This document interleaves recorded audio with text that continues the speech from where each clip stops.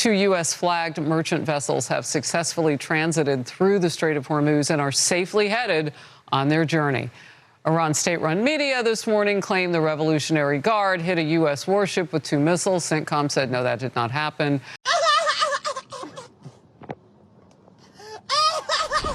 All right, well, this was day one of Project Freedom, which is, of course, President Trump's plan to use the U.S. Navy in escorting foreign oil tankers through the Strait of Hormuz, not just doing the world a favor, but really taking leverage away from Iran by showing vehemently, even more strongly than the blockade did, you do not control the Strait of Hormuz.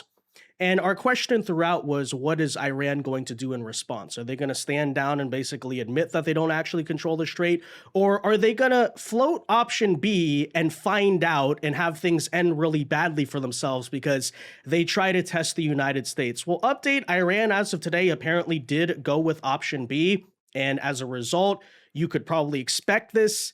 They didn't do all that well because whenever Iran's military tries to go conventionally one-on-one against the United States, they get utterly decimated, and that is exactly what happened today as they tried to shoot some cruise missiles apparently at our ships as well as the South Korean oil tanker. They got intercepted, they failed, then they tried to send some small boats, basically some suicide bombs to try to blow up the ships. Likewise, the U.S. Navy in self-defense was forced to blow those up as well. And what we can really effectively and officially say at this point is Iran has broken the ceasefire. I know they're making up all these fake terms about how, oh, well, if you use the Strait of Hormuz, which we claim belongs to us, even though it doesn't, then that violates the ceasefire. No, it doesn't. And Iran has basically said this to the world. And at this point, I don't really know exactly what the response is going to be, but it's inching a lot closer towards maybe America really just has to finish the job. Maybe Iran indeed has to find out. And that also leads me to the question of, once again, I don't know what Iran is actually thinking in doing this because, okay, so how does this end for them? If they don't make a deal, if they want to not just prolong the ceasefire or filibuster through negotiations, but now you want to try to start shooting at the United States. You want to just start antagonizing our Navy and making it clear you're the ones who broke the ceasefire. Well, then what's going to happen next? America could follow through on its original threat to bomb your energy infrastructure. Sure, you could try to retaliate by blowing up maybe some oil fields in the Middle East and the Gulf states, but ultimately that is mutually assured destruction. Like, sure, you might take down Saudi Arabia, you might screw over Trump and Republicans in the midterms if that's what you're really after. But at the end of the day, as we've all established, Iran is already a failing state in a lot of ways. Their economy is in a completely dismal condition. What the regime is doing by choosing to fight on to the end, in my opinion, is effectively signing a suicide note. So I'm not sure exactly what the logic is here. Likewise, on the flip side, after realizing, by the way, they could not really hit any U.S. targets as usual, nor can they really hit Israel typically because of the Iron Dome, Iran later retaliated today. Or really, it's not retaliated. I should say they provoked because they are the aggressor here. But they later acted today by once again doing what they've always done, which is when they realize they can't hit America or Israel, they just start randomly shooting missiles at Gulf states for basically no justifiable actual reason. Those poor countries, you kind of have to feel bad for them at this point. But it's resulting now in the UAE moving very close to officially declaring war on Iran. So if you once again, the Iranians at the beginning of the war thought, oh, maybe the Gulf states will pressure America to stop the conflict. And then when they started bombing the Gulf states, the opposite happened. The Gulf states were enraged. Now, once again, the Gulf states are even more enraged. And maybe this one there's no coming back from because Iran already has opened the door to their own energy infrastructure being bombed because guess what? They shot missiles today at the UAE's energy infrastructure. Again, don't know what these people are thinking. It's completely suicidal, but that is the entire point. We established weeks ago, it seemed as if America and Iran were inching very close to a deal. That was with the Ghalibaf, with the political branch of the government. The IRGC did a coup, and ever since you notice how erratically and irrationally they've been acting, and suddenly they want the Strait of Hormuz again and all this stuff. I think that's what's really going on, is there's a civil war internally, and this is sort of the exterior consequence. But nonetheless, we'll go over all of these updates, guys, in today's video. So what's happening with Project Freedom, the UAE, all of this. First, though, do us a favor. If you enjoy our content, make sure you hit that like button down below. Subscribe to the channel if you are new. That is the best way to support our work, and it also ensures that you can stay up to date with all of the latest news and coverage. And that's it, as you can see. So the U.S. had announced that it had to eliminate 6 Iranian small boats that were attempting to interfere with commercial shipping in the Strait of Hormuz. And actually, as we talked about a long time ago, usually they load up these boats with bombs and then try to send them basically like Somali pirates to go blow up the ship. But as you could expect, the U.S. Navy is way ahead, and this was unsuccessful. So here's what's interesting, is that on one hand, obviously from Iran, it's an obvious provocation, right? They're saying to you, hey, we're breaking the ceasefire, we're going to mess with your stuff. At the same time, what U.S. Command likewise noted today is that typically throughout past days of this conflict, we saw about 20 to 40 different Iranian small boats coming at once. Now they're down to 6. Does that maybe suggest a reduction of capacity due to the conflict's destruction? Is it maybe something that's supposed to be limited and performative to make it look like, hey, Iran looks like it retaliated, but in reality, it didn't actually do anything and it's still negotiating? I'm not exactly sure. But at a certain point, you just have to wonder, why on earth would Iran kind of wave in your face that they're violating the ceasefire? I'm not really sure. I mean, again, maybe it's just to save face with their people. And as we maybe saw them do in the past before, by the way, they'll back down in the end after acting tough for a while. That's still a possibility, and frankly, I'm hoping for it because I don't want this to go on forever. I don't want this to be a forever war. I want to now be able to get the global economy back on track as quickly as possible, but still nonetheless. So you saw the announcement from Central Command today on the IRGC launching missiles at U.S. Navy ships and South Korean commercial vessels in the Strait of Hormuz. So these cruise missiles that they shot off were going after both U.S. Navy ships, but mostly after commercial shipping, which, by the way, is very typical. Iran always claims they're, quote-unquote, fighting us by bombing civilians, and then these are the same people who lecture us about Gaza or the accidental targeting of the school, whatever. It's literally their military doctrine to target civilian targets, largely because they can't hit the freaking U.S. military targets, right? And this is not the only example of that even happening just today. But anyways, Central Command said, we defended both ourselves and, consistent with our commitment, we defended all the commercial ships. So despite Iranian claims, by the way, today that they sunk a ship or something like that, that is not true. All of the U.S. flag tankers that went through the Strait of Hormuz today with U.S. naval escort, it turns out, indeed, did so successfully. Take a listen for those details. We've had drone launches against commercial ships, all of which were defended against, consistent with our commitment. And then the small boats were all going against commercial ships, and all were sunk by Apaches and Seahawk helicopters. This morning, U.S. Central Command is denying an Iran report that it had struck a U.S. warship. The Joint Maritime Information Center telling ships to cross the strait in Oman's waters under what's been called an enhanced security area to protect those ships. U.S. Central Command has plenty of resources, including guided missile destroyers, land and sea aircraft, but Iran says they still have the upper hand. They claim those ships could still come under fire. The head of Iran's parliament posting any American interference in the new maritime regime of the strait will be considered a violation of the ceasefire. The Strait of Hormuz and the Persian Gulf would not be managed by Trump's delusional posts. Yeah, so we reacted to that foolish and ridiculous Iranian statement yesterday, but here you have them once again, very delusionally claiming, pretending as if the Strait of Hormuz belongs to them, including the Omanian territorial waters, by the way. They apparently just annexed it, even though nobody's recognizing it. They're calling this their new maritime regime that is completely fake. And then likewise creating these fake guidelines to say, oh, you're breaking the ceasefire because if your ships are existing in an international waterway, in international waters. Talk about international law, by the way, all the Iran defenders, right? If you do that, then we're going to start firing on civilian shipping, civilian oil tankers, which, by the way, also I would think constitutes a war crime. But, the Iran propagandists, this whole thing never goes both ways.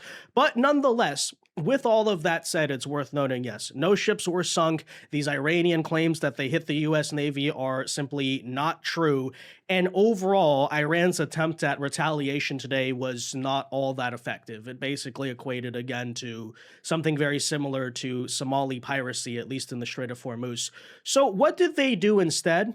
They started just bombing random countries who are not belligerents in this conflict yet again. Because, hey, we're so mad at America, but we can't hit America. So, UAE, you're getting bombed today. How do you feel about that? So take a look at what they did do. So we did see reports that apparently missiles were flying towards the United Arab Emirates today. Most of them were intercepted. It seems like some of them might have hit, but allegedly what they were attacking here was the Fujairah oil terminal. Now, we talked about this before, but this is actually the oil pipeline that allows UAE and the Gulf states to bypass the Strait of Hormuz. Of course, recently the UAE has made announcements that they're going to grow diplomatically closer to the United States. They're leaving OPEC, which is basically the international oil cartel that Iran is a member of, and this is how a lot of these countries keep oil prices high.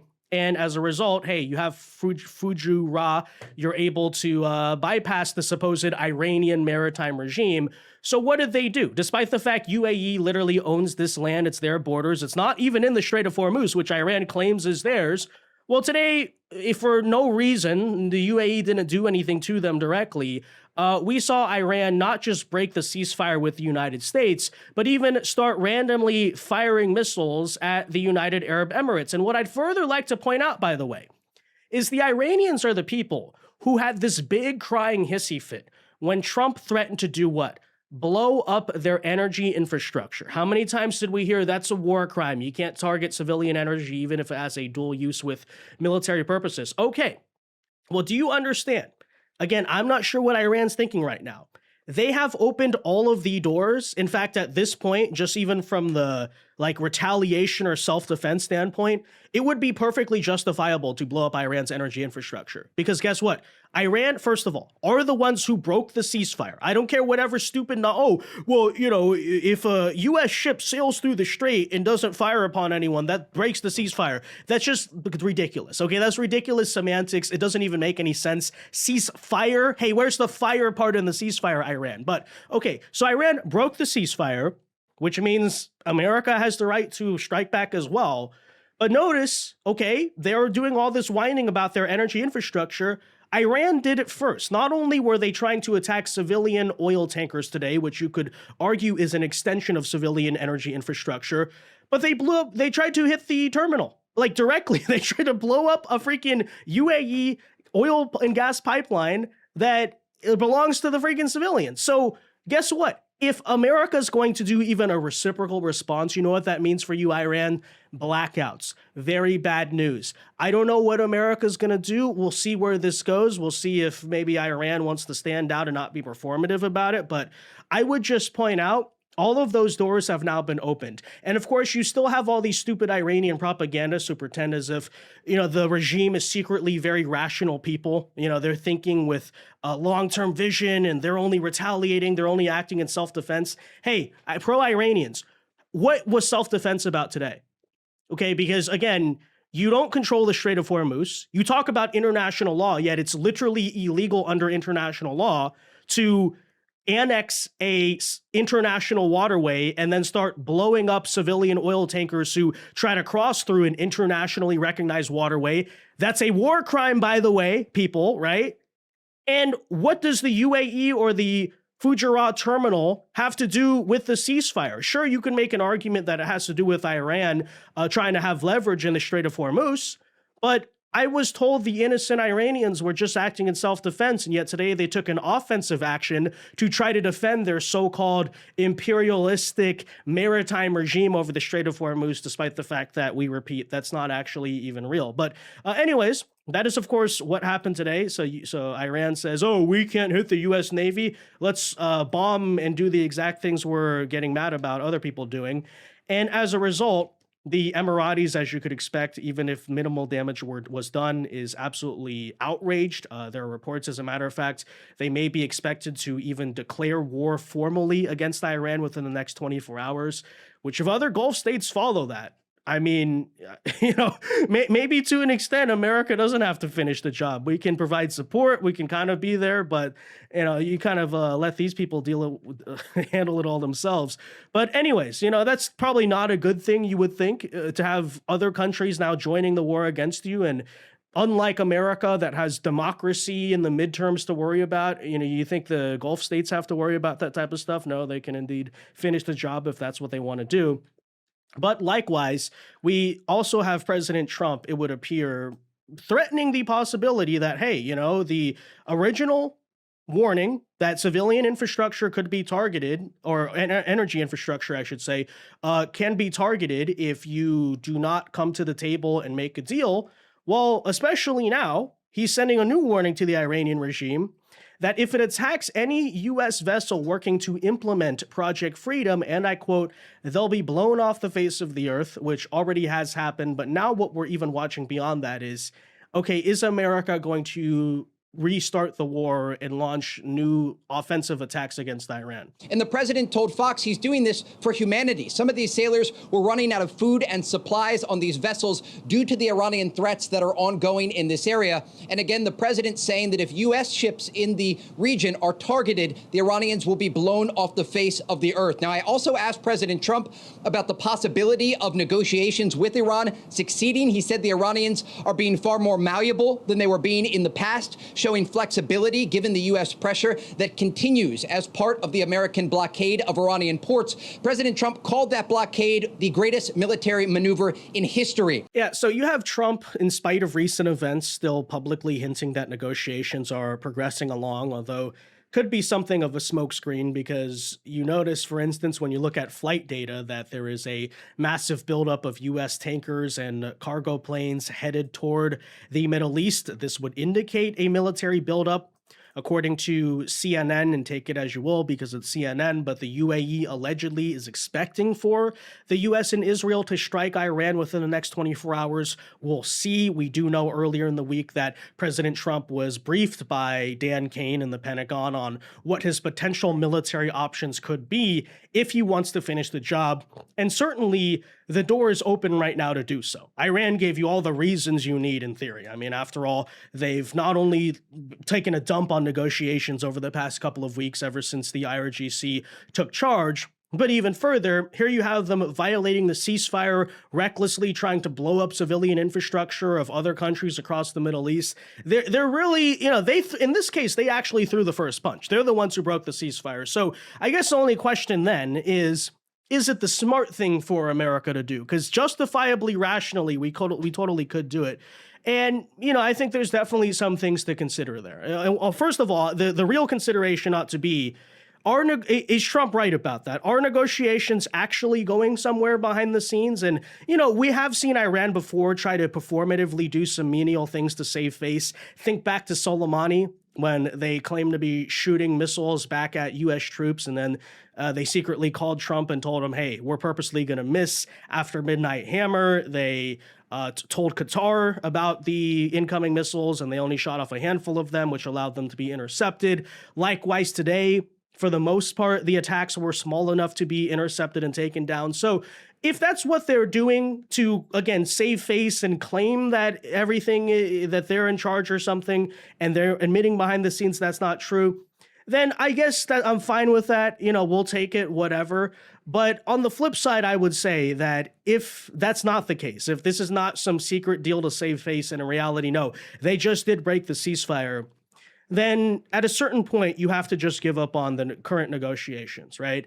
As we said weeks ago, it really did seem as if negotiations were progressing somewhere back when the Ghalibaf was in charge. But ever since the IRGC coup, the last several weeks, you've seen Iran is completely acting erratically.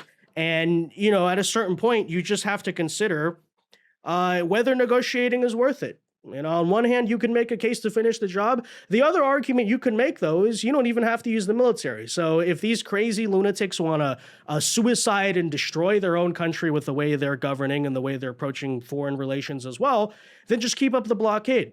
and give Iran a couple of months and the economy will collapse on itself. You'll have societal upheaval. Everything will spiral into chaos. So, those are the two options. You could try to do some more military strikes for leverage and as payback. You could just sit back and continue the blockade and just like, haha, hey, Iran, you keep on missing. I don't know. There's definitely different approaches to have to this. Certainly, if you do retaliate, but with military force, likely it's going to drag out into a renewed conflict. We're going to go into this all over again. And then, in terms of gas prices, in terms of the midterms, the political costs of this conflict, they will start to build. So that is something that probably the Trump White House is considering as well. But, I don't know. We'll see, honestly. I'm not privy to the information behind the scenes. Frankly, in this case, I can see both sides. I can see the side for just sitting back and letting the blockade continue and Iran can performatively try to do stuff and fail. I can also see the side for saying you're not going to mess with us and we're going to go in. But, that's the riskier option, I guess, when it, again, comes to the economic factors, oil prices. At a certain point, the Trump administration will have to make a calculated cost of, is this conflict or are the interests here, which are real? I've explained why America has things to gain from all of this. But does that outweigh the political costs of the rest of our presidency, right? Do we want to keep on spending political capital on fighting Iran when we have this domestic agenda to fulfill? We still are trying to fix the economy. We have deportations to be doing and all of this.